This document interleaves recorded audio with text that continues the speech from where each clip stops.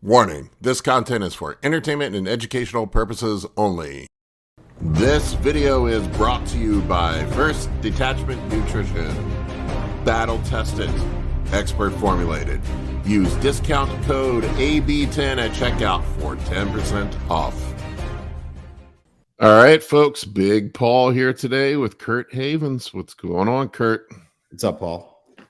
We are probably going to hurt some feelings today. We're going to talk about some of the biggest bro myths in bodybuilding and pull back the curtain and talk about the science of bro myths. You ready? You ready to hurt some feelings, Kurt? Absolutely. All right. So the first one I want to dig into, and this one just drives me absolutely insane, Kurt, is the whole you need to give your androgen receptors a break, that you need to come off and clean out. Clean out.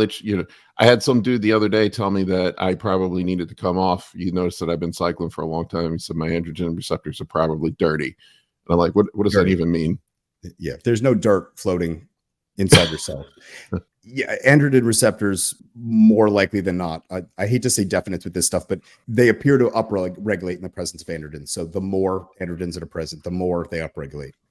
Right. So they're constantly sensing what is out there, and then they respond to that. So, and they can't get dirty per se. So you become sensitized to things over time, right? It becomes your homeostasis. If you ran 600 milligrams of testosterone for 6 months, that becomes like a TRT amount at some point. You're not going to continue to grow from that. There's other regulating factors that will down-regulate those processes as well, whether that's myostatin or something else. No one's 100% sure what's causing that, but that doesn't mean anything's dirty or you need to come off. And honestly, once you're past a middle age, I would highly recommend that you don't come off. It would be much wiser to go on TRT in between and do like a blast and cruise type situation. Yeah, it never made any sense to me. Like, if you want to maintain your gains, why would you crash everything and come off for 6-8 weeks or 12 weeks, whatever these guys would do? And then given the esters of these things, like I heard EQ. I heard Jay Cutler talking about how he was would off for 3 weeks. Yeah, he would run EQ in the off season, but then he would come off for 3 or 4 weeks, and I'm like, dude, you're still on EQ. It takes 72 days to clear. Yeah, it takes still on for long months. Yeah, so he wasn't off. Yeah, I mean, I would say that for anyone over, I hate to put an age on it, but if you're over 35, at that point you're running gear, you probably should just be on TRT at that point anyway, and you would just go back to TRT for a period of time until the point of, outside of having children, the point of that is just to get your blood markers normal, right? And to get a response again out of gear. Right. Because the only way to continue to make progress on amount of gear is you either have to raise the food or you have to raise the gear, and you generally go back and forth, but you're going to hit a wall, right? You'll either start getting fat or you'll start running into major side effects depending on the person. Right. Yeah. Those are the two. And that's thresholds. What you and I both do with stuff, right? With clients. That's how you manage that. You go up one at a time. Yep. I usually try to push the food first. Yeah. Food is always going to drive that. The whole thing too, and it's always a little bit perplexing to me. Like, a lot of guys would run these PCT drugs for 8 weeks off. You're not even going to recover during that time. And there's some indication now. I don't know if you've seen the Harlem study where they went through and did I think it was a 6 or 8 month analysis on a PCT group versus and it doesn't do anything. No, I don't remember the name of the study, but yeah, there was a couple with the Harlem study. Literally did nothing. The end outcome is the same. Yep. I think mentally guys feel better if they have a stack of pills that they can take when they come off other pills. Most of that crap, like clomiphene and stuff, makes you feel worse. Yeah, it's a wretched drug. And you end up losing all your gains, and it just makes zero sense to me. So, bros, coming off to clean out your androgen receptors doesn't make any sense. And there's been countless studies. I was reading the one study I was reading. I believe the researchers were actually expecting to see some sort of downregulation in androgen receptors. And they saw the opposite, so they ran it again. Just to confirm the results, and they were shocked to see that it actually caused upregulation. So yeah, well, I mean, that happens all the time in studies, right? You go in looking for some outcome, and the opposite happens sometimes. So yeah, that's why we have this thing called science and the scientific method. But yeah, it's interesting. So I don't know where guys got this from, and probably where it came from is just toxicity, as you mentioned, build up Yeah. over time, or myostatin, whatever the case may be, and just coming down to a baseline. Probably let your body get back into a healthier state. If you're blasting a bunch of orals and shit, and your liver's all stressed out, you You probably don't want to leave it like that, but you probably do need a break just to let things get back to a baseline to be able to progress again. If your liver is sick, you're not going to be able to absorb the food you're eating, or burn any fat. Burn any fat. Yeah, that too. So that's bro myth number 1, cleaning your androgen receptors out. All right, bro myth number 2 I have here is that Deca causes high prolactin, and you got to take Caber to prevent high prolactin while on Deca. Absolutely, right? I mean, this is like, how many times a week do you get this? I get this often. It's many times a week, almost daily. And it's always without labs, right? It's Yep. a guy that wants to play doctor. I had one the other day, a guy from another country was freaking out about this. And he was insisting, he was very concerned about dihydronandrolone, right? Because this is the common thing that everyone thinks that DHN is somehow doing all this stuff and blocking androgen receptors and breaking your member. And it took me 5 minutes. You look at his labs and his estrogen was elevated. Yeah. So there's your issue right there. So I always find that it's most likely either estrogen is too high or too low, right? If you took Deca alone, you're going to crash your estrogen. Your thing's not going to work, and your mood's going to be in the toilet. And if you for most guys, if you took too much test with it, right, the progesterone is from nandrolone is going to magnify the estrogen and make it even worse, right? And then you swing the other direction. Yeah, correct. Almost always estrogen. I almost never see prolactin out of, like, maybe a little bit out of whack, but it's not like a huge. Yeah, I'll tell you that I have I probably look at hundreds of blood panels annually, maybe even more than hundreds, but I almost never see high prolactin. If I do, it might be a couple points over, 2-3 points. I have seen some situations where guys will have pituitary tumor. Yep. And that can be causing issues, but that's very uncommon and rare. But I have seen it. I have seen it a couple times. And if you're to the point where prolactin's causing your erectile dysfunction, it's going to be higher than 2 or 3 points over. You're probably going to be lactating. Yeah. In the case of a tumor, there's other markers too that we don't need to get into, but there's other markers that are elevated with that, and prolactin is very high. So it's not something that they're not worried about their penis at that point. And correct me if I'm wrong, but Deca also upregulates aromatase expression as well, correct? Yeah, that's what I meant by it messes with estrogen. Yeah. So it's just making the receptor more receptive, and it's also gonna speed that process of conversion up. Yeah, so you actually more of your testosterone will convert to. Yep. And you'll see it with people who run Deca only cycles. Not that I'm recommending Deca only cycles, but they generally do not have erectile dysfunction issues. They may have sex drive issues. Mood. Yeah, you have no sex drive, but they generally do not have, erectile dysfunction issues. But you're right, though. Usually it's either estrogen too high or too low is the cause of your sex drive issues. And Caber is not the answer. And also, you don't want to be messing with Caber's junk. Dopamine agonist. You can look up dopamine agonist withdrawal syndrome and see how bad that is. I literally talked to a guy yesterday that was going through a chronic bout of depression from running Caber. Yeah, and it has cardiac problems associated with it. It's just not a great drug to be using. And I think the point I would drive home is just get labs done. And if for some reason a drug is causing you to have high prolactin, maybe just reduce that drug. Use it. Yeah, or don't use it, right? There's a million possibles out there. Don't use it. All right, folks, that was myth number 2. You need to take Caber with Deca. All right, next one we're going to talk about, Kurt, and this one drives me nuts, and we just made our carbohydrate video, but the whole thing that carbs and insulin make you fat.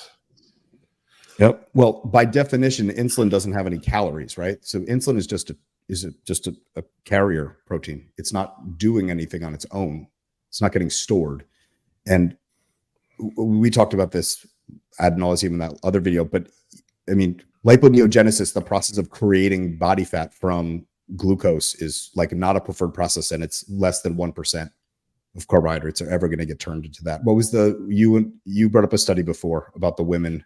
Yeah, there was a guy who reached out to me who was, I don't think it was completed yet or published, but he was working on a study at a university where they fed women, like it was something crazy, like 1,000 grams of carbs per day over multiple days, and there was almost no.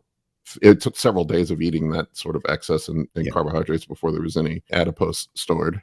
Yeah. So, I mean, on a really simple level, right? So insulin's an anabolic hormone, and technically storing fat can be considered anabolism in the pure sense of the word, right? Because it's building tissue, but bodybuilders wouldn't inject insulin if it made them fat. Not really the way that's used. And carbohydrates are your body's primary source of energy, and they're stored in your liver and in your muscles. That's where they're stored. As glycogen. Yeah, glycogen. Sorry. And and dietary fat is already in the form to get stored when it enters circulation. So it's really not that confusing what I would minimize and what I would worry about. And I always get guys come to me, well, I lost 10 pounds on the first week of my keto diet. That weight you lost? Water, glycogen. Glycogen. You lost glycogen, right? You lost water weight. Or muscle. Yes, possibly muscle.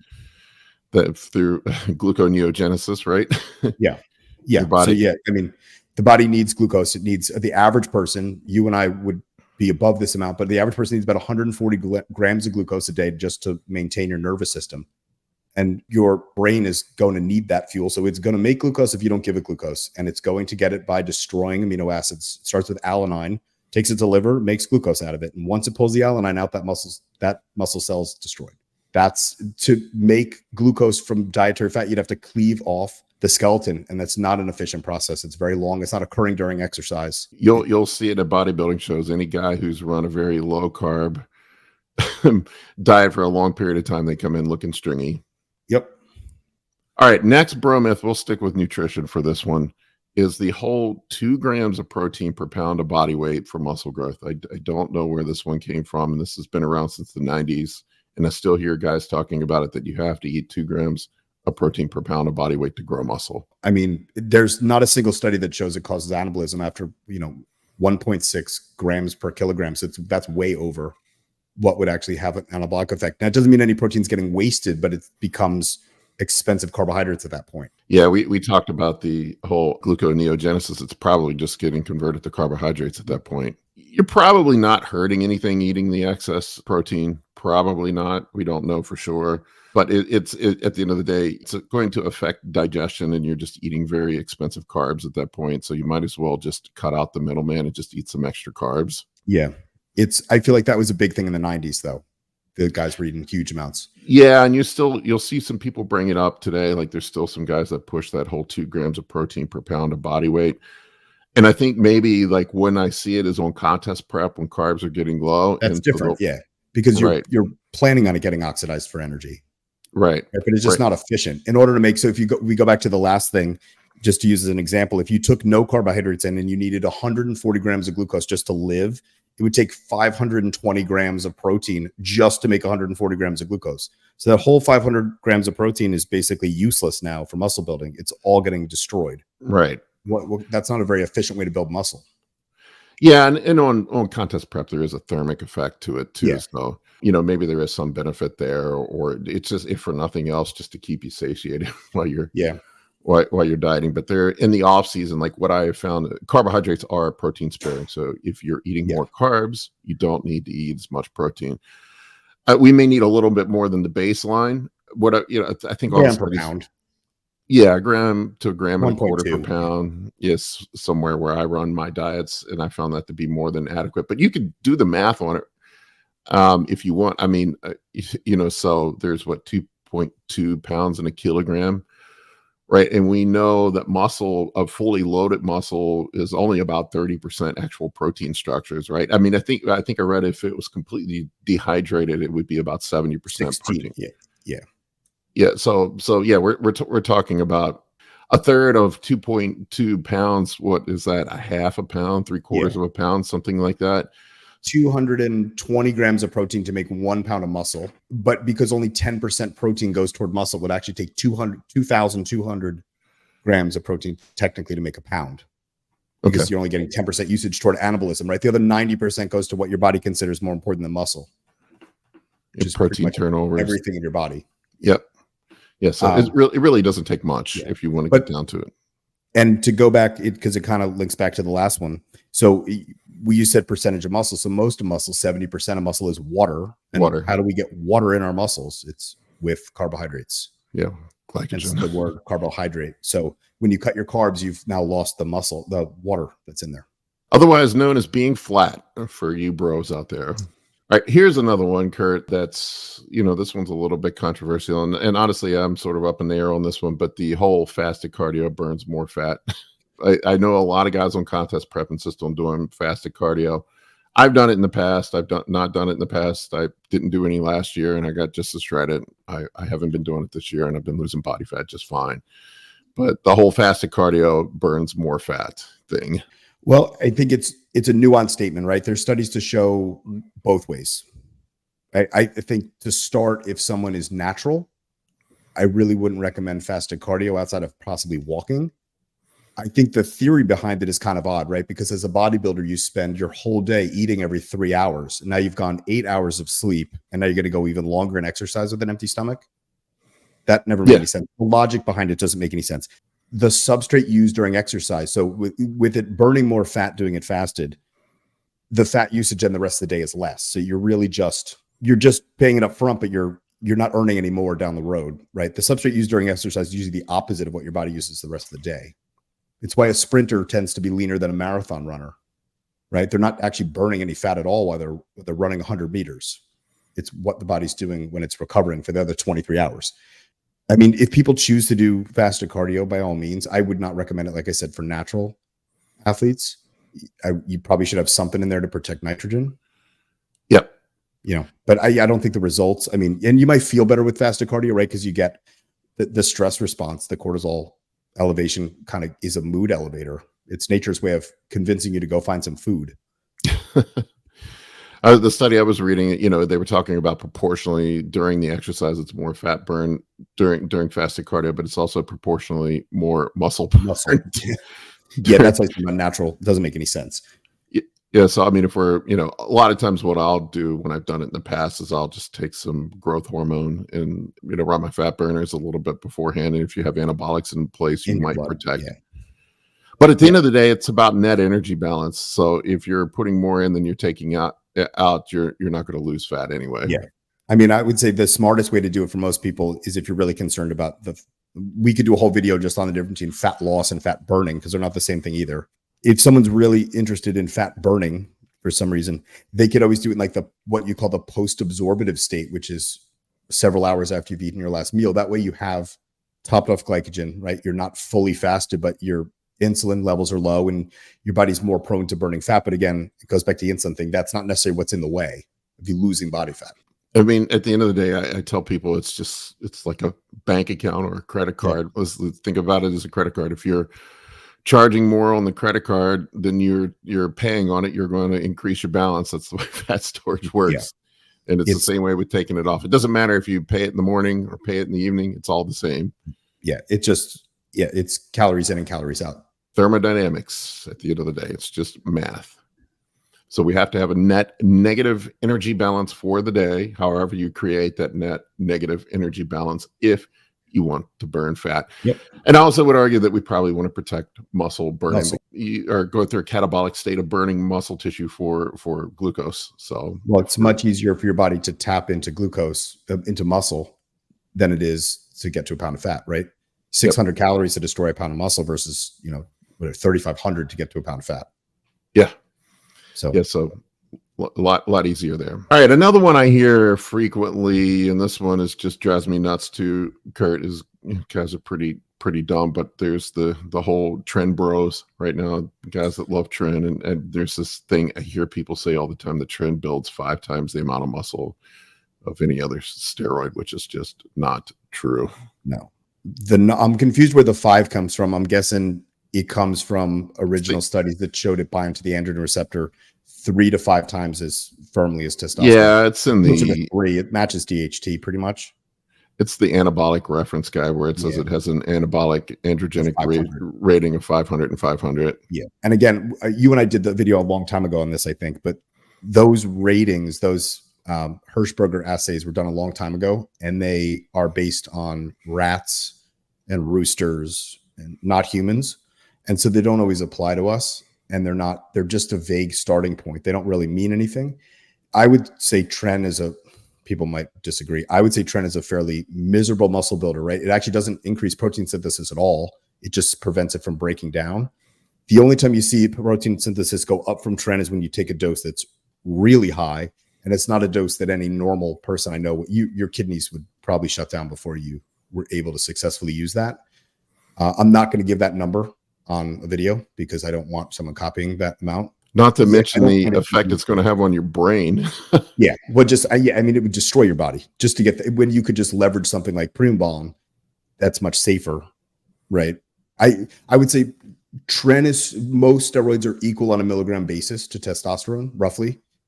I would say Tren is stronger on a milligram basis, but not because it's building tissue. I just think the other effects, the androgenic effects and all those other things are much more magnified than testosterone, right? You wouldn't take an equal milligram amount of Tren, as at least a sane person wouldn't. You wouldn't match that to testosterone. Right. You wouldn't want to take a gram of Tren for no reason. And it's not, I've never found it to be like a great muscle builder. I would say Nandrolone would build more tissue over time, right? The guys that run Tren all the time seem to be leaner, but they don't ever seem to get big. No, that's what I've noticed too. They're Men's physique guys like to run Tren all the time. Yep. And they're stuck at 200 pounds forever. Yeah, they never get bigger. No. You look at the guys that are the open class pros, they're all running test, Primo or EQ, and GH and insulin. That's pretty much what they run. Yeah, that's what I was going to say. I was going to say my understanding is that no current off-season cycle of any larger pro bodybuilder involves Tren at all anymore. No, not that I see. 90s, maybe. Yeah, I don't even think the guys then were running it. Just on contest prep. It's a great contest prep drug. Yeah, I'm not against, and I'm not poo-pooing Tren. I think it has a place in a cycle during, the year, but I don't think it's a mass drug per se. And I think the possibility of health effects, negative health effects, are probably not worth using it in the off season for no reason, right? So Tren Bros is a terrible off-season drug for muscle building. There's better choices. All right, this is another one that drives me nuts. Is guys, I'll see it all the time, say they're not going to touch GH and insulin because it makes your gut big, and people are going to have these gigantic guts from running GH and insulin. It's ironic because I just posted an interview today with JP Fuchs, and he talked about how he got accused of having the big GH gut, and he said he barely ever took GH because he couldn't. It's from like Taco Bell, probably. Yeah, he said it was from eating buffets. So he said, I mean, there's no real science backing that up. That's not. It's not causing, at any sane amount, it's not causing organ growth. I think there's a misconception. They use it medically for what they call short bowel syndrome. And that's when someone's intestines aren't the proper length, so they're not absorbed. The transient time of food, the amount of time food spends in the intestines is not enough in these people. And they're given growth hormone, and it doesn't cause the bowel to grow. It causes you to absorb more nutrients. So I think doctors say this all the time too. So I think it's really misunderstood what's causing it. It's generally not an insulin issue either. What's causing the distended stomach? Most of the time I would say it's when guys get to 280, 290, 300 pounds, the amount of food they have to eat day in and day out is going to cause their stomach, everything grows. You can't be 300 pounds and have a 27-inch waist. You'd fold in half. Right. I think they eat and the stomach gets distended from that. I think on top of it, before a contest, at least back in the day, they used to cut the salt. So then the glucose doesn't leave the blood. It sits in your like the carbs sit in your intestines. And then on top of it, then they take a diuretic. They get rid of more sodium. They cut water. Now you got this food festering in your stomach that's pushing your stomach out on stage. There's no way that has anything to do with growth hormone. Yeah, same with me. I have a very tight waist, and you don't see it with most of the modern pros. They don't have the big guts anymore because guys understand that now. I also have to wonder too if it doesn't have to do a little bit with insulin resistance too. If guys end up with accumulation of visceral fat, if that's an issue, or also if it's just not gut inflammation from all the food. Yeah, and orals. Orals, right? Yep. I mean, I know Todd talked about that. It causes the liver basically to back up. Yeah, if your liver's the size of a football. Yeah. I mean, it's not related to growth hormone. People shouldn't avoid it for that reason. There's other reasons people might want to avoid it. That's a personal choice, but I would never be concerned with it making my stomach grow. If anything, it's going to make your stomach smaller. And if it truly were growth of your intestines and organs, it wouldn't go away after you retired from bodybuilding. No, Most of these guys, not at all. It goes away. All their guts shrink up. No, and the HIV patients are given an entire bottle of Ceristim 7 days a week, and they're not growing in any sort of abnormal way. If anything, it causes them to lose the awkward body fat pattern that they develop from HIV. Yeah, they're running 18 units a day. Yep, every day. I think is the standard protocol for an HIV patient. All right, folks, I think that's all we got for Bro Miss today. Appreciate you watching. If you want to check out Kurt's ebook, he's got it up on your site. What is it, Atomic Life? AtomicLifeCoaching.com. Atomic Life Coaching. If you want to get a hold of Kurt for coaching also or consultations, you can go over there. Check it out. Kurt, thank you for being on. Thanks, Paul.